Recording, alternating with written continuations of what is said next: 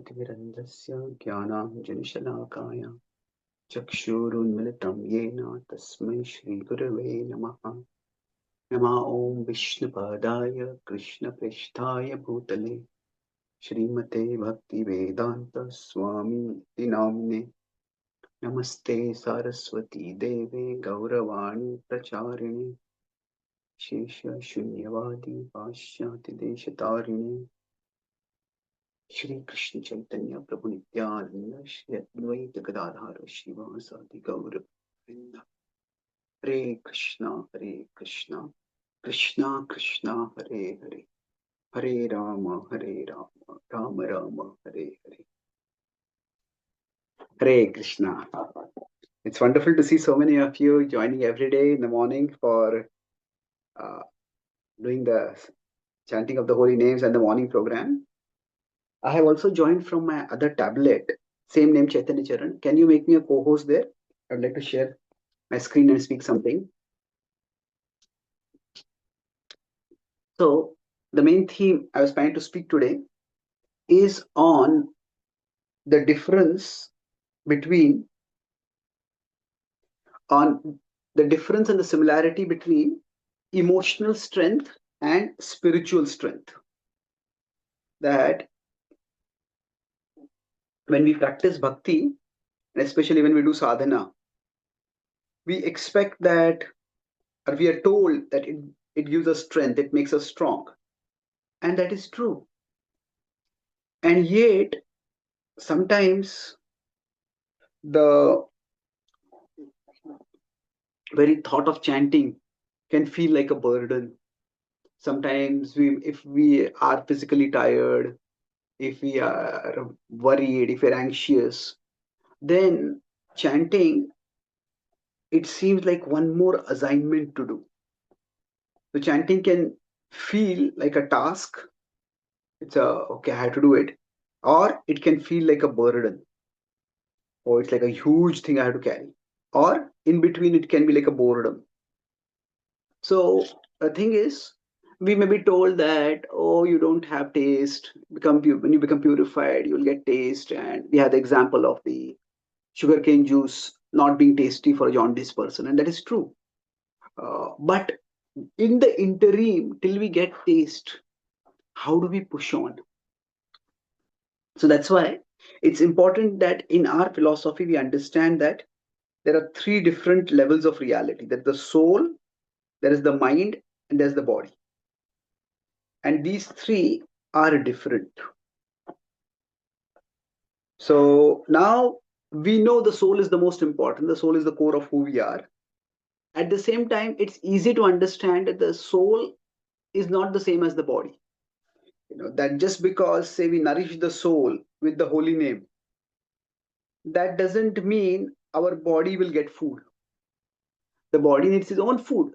Of course, sometimes we may eat too much, and sometimes we are so absorbed in chanting that we forget eating. And that's wonderful. Uh, if chanting helps us to decrease our physical cravings for hunger. But the point is, the holy name nourishes the soul, but the body has its own nourishment. And we won't mistake one for the other. The soul's food and the body's food are not the same. What is important to understand is that just as the body is different from the body is different from the soul, similarly the mind is also different from the soul. And that means that what energizes the mind can be different from what energizes the soul. Now, what do I mean by this? At the mind is a thing in itself. It's subtle, but still the mind is not the soul. And that's why I like to differentiate between two things. There is, with respect to the soul, we get spiritual strength through purification. Purification means that the impure, the selfish, self-destructive cravings that are there inside us, they decrease and they go away. So kama, krodha, lobha, moha, mada, matsarya, they go away. And purification, what happens is the soul's strength manifests. The soul is always strong, But as long as the soul is covered by impurities, the spiritual strength is not seen. So chanting of the holy name removes the avaran, the covering of impurities around the soul, and it doesn't strengthen the soul as much as it activates the strength of the soul once again. But there is the mind, and the mind is constantly working. It is constantly thinking, maybe worrying, craving, dreading. The mind is constantly active, active, active, active, active. And sometimes we talk about overthinking. Mm. And now overthinking is tiring for us, but overthinking is tiring for the mind also. The mind is like a machine, and the mind needs to be rested. The mind needs to be rejuvenated, just as the body needs to be rested and rejuvenated. So, what rests and rejuvenates the mind? Hmm, that actually we can call as pacification. Pacification means to make peaceful. So pacification is a noun form of pacify, which is the word means to make peaceful. So these two, pacification and purification, are not the same. Of course, when we are completely purified, the mind will be naturally peaceful. Prashant manasam yenam yoginam sukhamuttamam upaiti shant rajasam brahmabhutam kalmasham. The sixth chapter of the Bhagavad Gita, when Krishna is talking about the evolved stage of yoga from 6.27 onwards. So here the 6.27 he says that in the purified stage the mind becomes peaceful. But purification takes a long time. Until we get there, sometimes the devotional activities and the activities that pacify the mind, they may be the same, they may not be the same. So what that means is, if we consider these are the bhakti activities,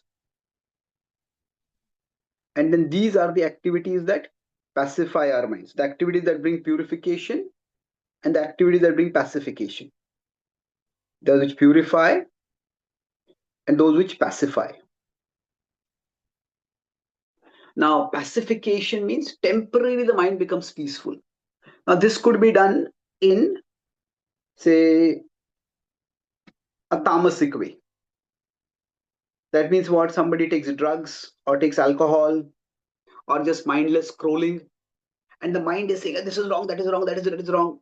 It just gives some dopamine hit to the mind, force some chemical stimuli into the brain, and the mind's screaming goes down. So now the mind becomes peaceful, but this kind of pacification is actually destructive. Temporarily, the mind is becoming peaceful, but afterwards, it will become worse. And most people seek entertainment, seek intoxication, seek some kind of escape from the world because they want escape from the mind. So, this kind of pacification is destructive. Now, apart from that, we could have another kind of pacification, which is more rajasic. Okay, this color will not be visible here. Let me just keep it. So this pacification, which could be rajasic. So tamas. Now rajas means what? Some people, when they feel some people may just want to go out and chill with their friends and party. The partying can become tamas. It is primarily socializing. Then it is rajas. So many people talk because they find talking more bearable than silence.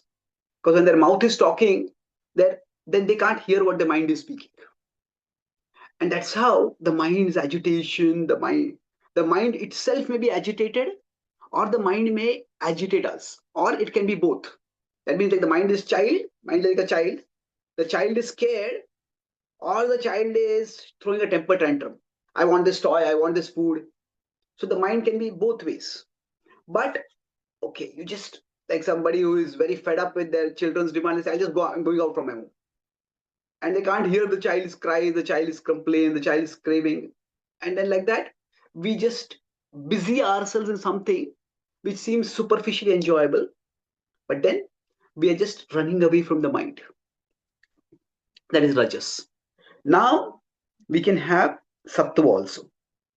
If we consider sattva, Somebody may go for a nature walk.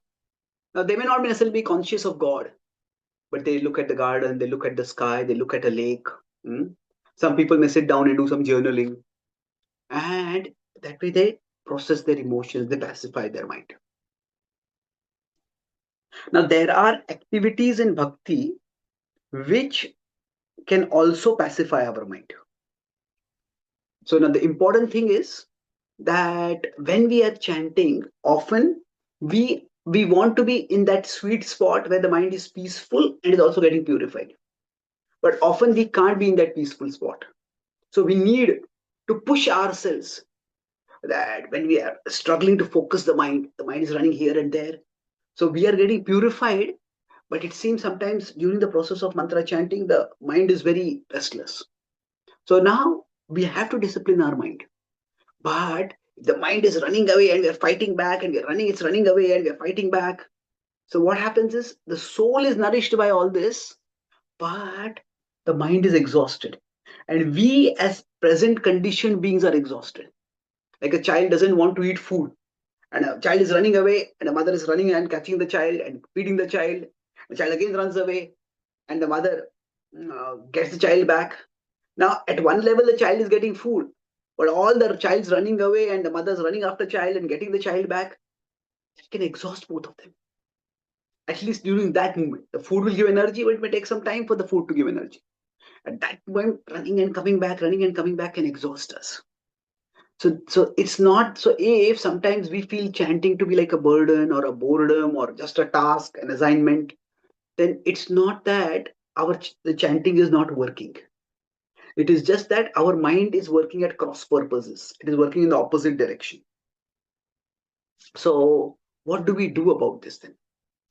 How do we manage at this time if we feel emotionally depleted? We are spiritually nourished, but we feel emotionally exhausted after chanting. Or sometimes, even before chanting, maybe we are not able to chant in the morning, and then we have had a hard day, and then we have some japa remaining, and then we feel so depleted. How am I going to complete now? So it's best if you can complete in the morning, and that's why having a sangha like this, where you can all do sadhana in the morning, is excellent. At the same time, it is helpful for us to also know what is our emotional energy balance, or like what is our emotional energy inventory. Inventory is or tracker. So what are the things that give me energy, and what are the things that require energy? So, for example, in our life, there may be some difficult people, maybe some family, relatives, colleagues, neighbors. When we meet them with them, we have to talk with them, every word can be like a exploding of a minefield. And we have to be very, very careful. And at the end of the talk, we feel a sigh of relief. So dealing with them can require energy. And we can all have some people whom we look forward to being with. They are such a joy. They are creative, they are humorous, they are cheerful, and we feel as if we come alive when we are with them, so we get energy with them. Now best is that, as I said, what gives us emotional energy and what gives us spiritual energy is the same. But sometimes if that doesn't work out, then we need to seek the things that give us emotional energy in a way that is not contrary with our spiritual growth. So for example, if you're trying to chant and it's not working, then if your mind is wandering too much and we're not able to chant, then take a pause. Maybe take a few deep breaths. A deep breathing is a very powerful way of calming the mind. Or if we have some favorite kirtan, we can just chant a few mantras in that melody. Or if we have a favorite picture of deities, or we have some favorite pastime of Krishna that we like, look at that picture, keep that picture accessible. And so sometimes we may need to activate positive emotion that can calm the mind, and then we can focus on Krishna.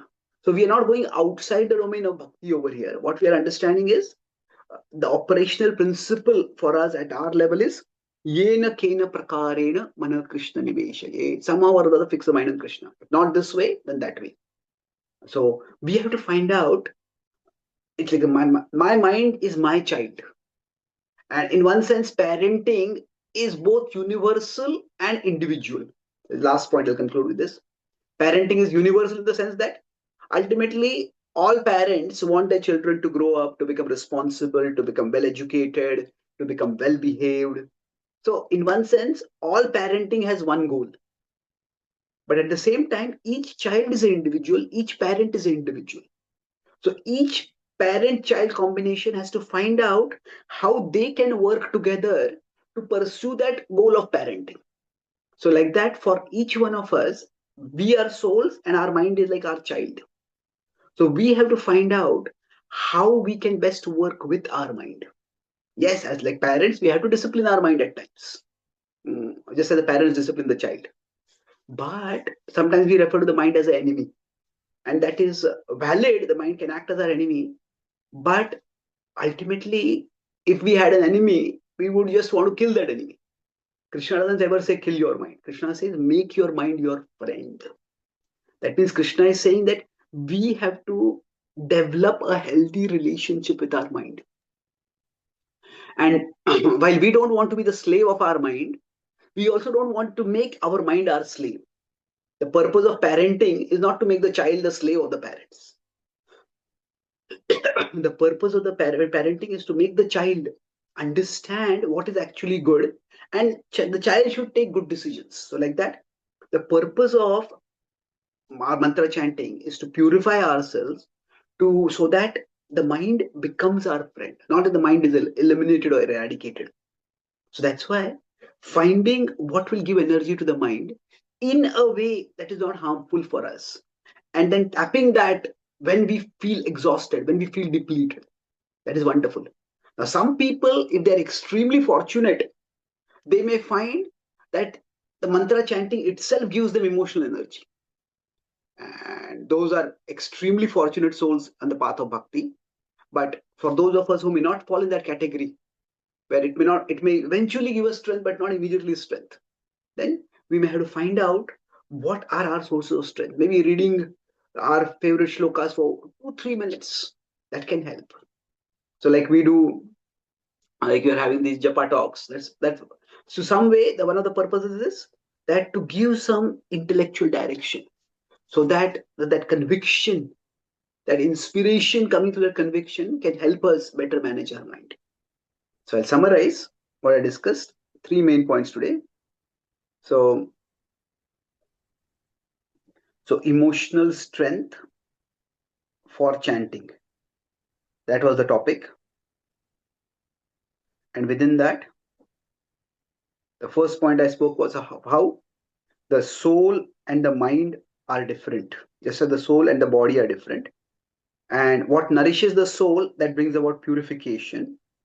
But the mind also needs pacification. It needs to be peaceful. It needs to feel rested and rejuvenated. So, and what does rest and rejuvenate the mind? That may vary.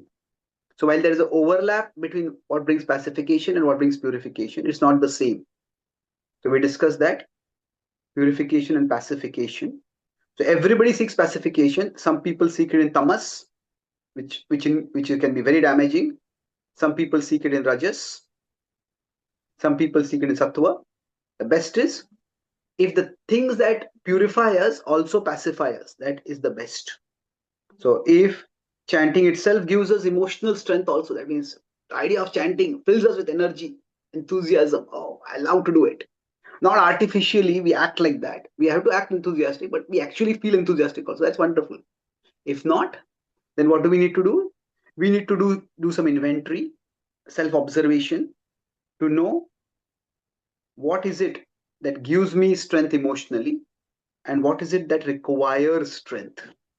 So if we can have at access, if we make a list of 3 activities like this and we keep them accessible just before our chanting or during our chanting, if raw willpower is not helping us to focus, then the mind, it's not our relationship with our mind. How should it be? We don't want the mind, we don't want to be, we are slaves, we are its slave. That is not healthy. That means whatever it tells, we do it. The mind says, I want to be peaceful, therefore, just watch some TV and stop chanting. No, we don't do that. Do that. But then, the mind is our slave. That is also not what we want. That is not what Krishna recommends. So the parent-child example, the mind is like a child. So what we need to do is we need to make it our friend. So we need to persevere in purification. But if purification seems to be emotionally exhausting, then whatever emotionally rejuvenates us, we to make time for that.